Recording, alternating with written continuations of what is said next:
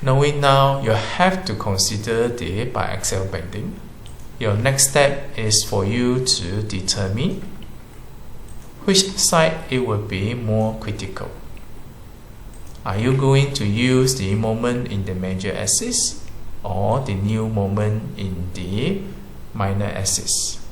In order to decide this, you need to check these two ratios. MEDZ divided by H prime versus MEDY divided by B prime. MEDZ and MEDY we have calculated earlier on based on the first order moment. Now you need to determine the H prime and the B prime. If you refer to the diagram here, the H prime and the B prime referring to the effective depth of the reinforcement. For the effective depth, you may use this equation, where you have the column dimensions minus the cover, minus the shelling, and minus half of the bar size. As for the other side, the column dimensions minus the cover, minus the shelling, and minus half of the bar size, as expressed in the equation here. You have to pay attention on this H here. If you are talking about the major axis, the H here it will be 300 in this case. If you are talking about the minor axis, the H in this case it will be 150. The rest it will be the same.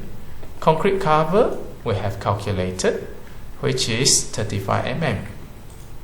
The diameter of the shelling 6 mm, diameter of the reinforcement bar 16 mm. Substitute into the equations, you get the H prime and the B prime. Now you want to get the ratio. Again, you might find difficulty to determine the ratio. For simplicity, we are actually quantifying the ratio of the moment against the column dimension. If you are using the moment in the major axis, that means it is supposed to use the H prime, the dimensions in the major axis. If you are using the moment for the minor axis, that means you're going to use the B prime, which is based on the dimensions of the minor axis. With that, even though you don't memorize the equations, you can still work out the number. You take the MED, which is 27.4 kN meter, divided by the H prime.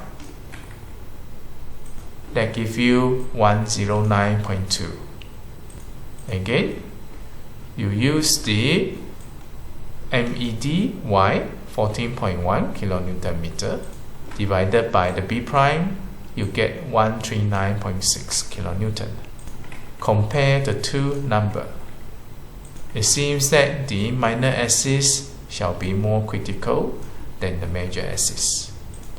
When the minor axis is more critical than the major axis, that means the new MED that you are calculating, it will be on basis of the MED for the minor axis. You will take the full moment due to the minor axis, plus some influence from the major axis. Ultimately, you will get the new MED slightly higher than what it is in the MEDY. Now, how much we need to increase from the MEDY?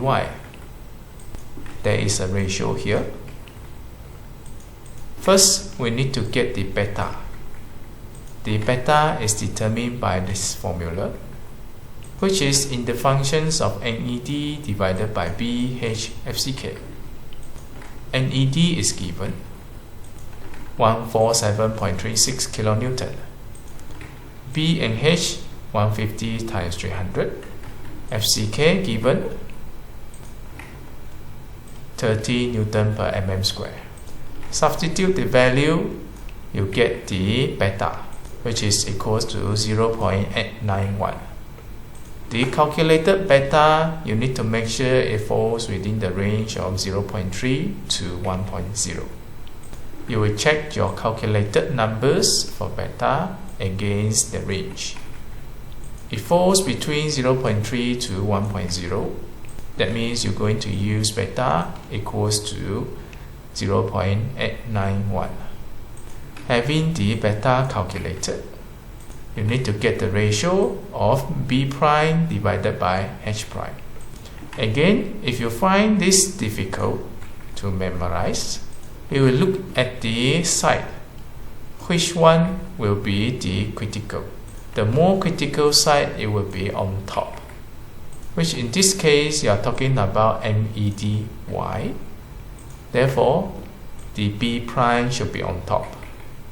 In the case that you are dealing with MEDZ, then the major axis dimension should be on top. Having this equation understood, now you need to find the new MED for the design using the design chart. We are referring to MEDY, which we have calculated earlier on, 14.1 kN meter, plus beta, which is equals to 0.891, multiply B prime, which we have calculated previously, 101, divided by H prime, 251, and multiply MEDZ, which is the major axis moment, 27.4 kN meter. Substitute the value into the equations, we get the new MEDY equals to 23.9 kN meter. Therefore, this value shall be used in determining the reinforcement bar for the columns that you are designing. Next, you know that you're going to design for the reinforcement bar on the basis of the minor axis. Why is it so? It is because your calculation here have implied that the minor axis, it will be more critical. So your calculations later will have to be working on basis of the minor axis. If the calculation here indicate that the major axis is more critical, you will need to generate the new MED for the major axis, and then because of that, you will need to design your reinforcement on basis of the major axis, which in this case, we know that the minor axis, it will be more critical. Then we need to deal with the design chart. There is a series of design chart. We need to choose the right design chart to be used. First, we need to compute the D2 per H ratio. D2 refers to this distance from the edge of the column to the center of the reinforcement. It is calculated by having the concrete cover plus the shelling plus half of the reinforcement bar, as indicated by this equation. Concrete cover we have calculated 35 mm, shelling 6 mm, and the main reinforcement bar 16 mm. That gives you D2 equals to 49 mm. Now get the D2 divided by H. The H here is referring to the minor axis. Therefore, the H should be taken as 150 as the minor axis. That gives you the D2 per H ratio of 0.327. There is no design chart of 0.327. The largest ratio, it will be 0.25. Therefore, you may use the design chart for the ratio of 0.25. Having the design chart selected, now you want to use the design chart to acquire the AS. You need to find the y-axis and the x-axis. This will be the y-axis, which is determined from the axial load 147.36 kN divided by BH 150 times 300 divided by FCK which is 30 Newton per mm square. You get the y-axis equals to 0.109. As for the x-axis, you need the moment. The moment now, it will be the new design moment. After you have considered the effects of the major axis, you have to be careful with the moments that you are using. You should not use any of these two.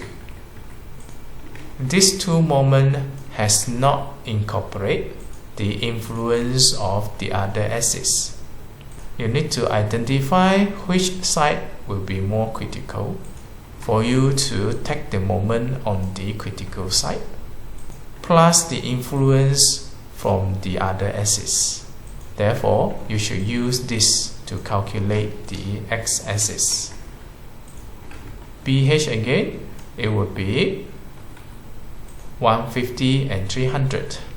You have to be careful with the h square here, since you are dealing with the minor axis. Your h now, it will be 150.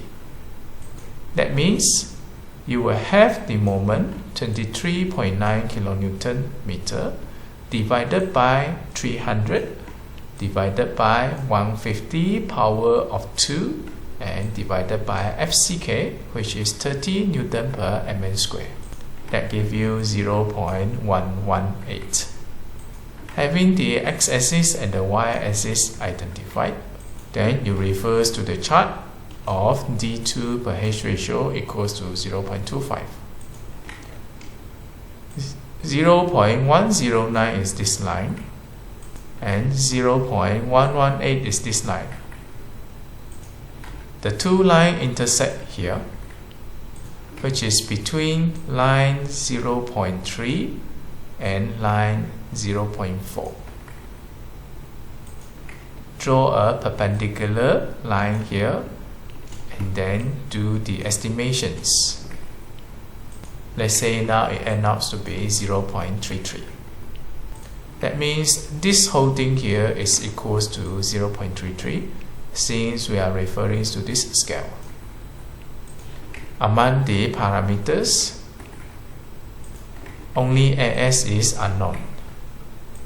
You have the BH FCK, which is 150, 300 and 30. Bring this whole thing to the opposite. That means it's going to be multiplied with 0.33. And then bring the FYK to the opposite. It becomes division. From there, you are able to determine the AS. The AS required is calculated as 891 mm square. And then you propose the amount non-reinforcement bar so that the area is more than 891 mm square. Let's say now we provide 4H16 plus 2H12. Your total AS provided, it will be this more than AS required. That means this is considered acceptable. Next, we do a quick check in terms of the amount non-reinforcement bar proposed. We check against the minimum bar area and also the maximum bar area. Use these equations to determine the AS mean. 0.1 times NED. NED is 147.36 kilonewton divided by 0.87 FYK. FYK is 500. And then 0.2% of the cross-sectional area of the column. That means 0.002 times 150 times 300. You have two values here. Choose a bigger value as your AS mean. Your AS mean now is actually less than the AS provided. That means the proposed rebar area is acceptable. And then you check the AS maximum. Use the AS provided divided by the cross-sectional area of the column. AS provided is 1030. divided by the cross-sectional area of the column, 150 times 300. That gives you about 2.3% of the cross-sectional area, which is less than 4%. That means the maximum bar area is acceptable. At the lapping regions, the bar area is doubled and it is less than 8%. That means it is acceptable. And then you deal with the requirements for the shelling. First, determine the minimum bar size. It should be at least 6 mm diameter, and it should be greater than the larger longitudinal bar size divided by 4, which in this case we have 2 bar size proposed. Now we are referring to the larger bar size. 16 mm divided by 4 equals to 4 mm. Minimum bar size is 6 mm. Then you may use 6 mm as your shelling. And then we need to determine the maximum spacing of the link. It is governed by the 4 parameters here. Not more than 400, not more than the larger width of the column, which is 300, not more than smaller width of the column, which is 150, and also not more than 20 times the smaller bar diameter. The smaller bar diameter is 12. 20 times 12, that means 240. Among the 4 parameters, we see that the width here governs the maximum spacing, which is 150. Now at the lapping regions, you will have to reduce another 40% for the maximum spacing calculated. That means you will have this 150 times 0.6, you get 90. Then you propose your link. Throughout the column, you use the size of the link 6 mm in the spacing of 150. As for the lapping region, you go for the 25 mm interval, as the workers in the construction site work on basis of the inches. 1 inch equals to 25 mm. It is for them to convert between SI unit to the inches easily. Now, having the shelling concluded, as well as the amount of reinforcement bar proposed, we haven't really finished the entire calculation step for a short column subjected to moment in both axes. There is one more additional steps as stipulated in the Eurocode. You will have to check this.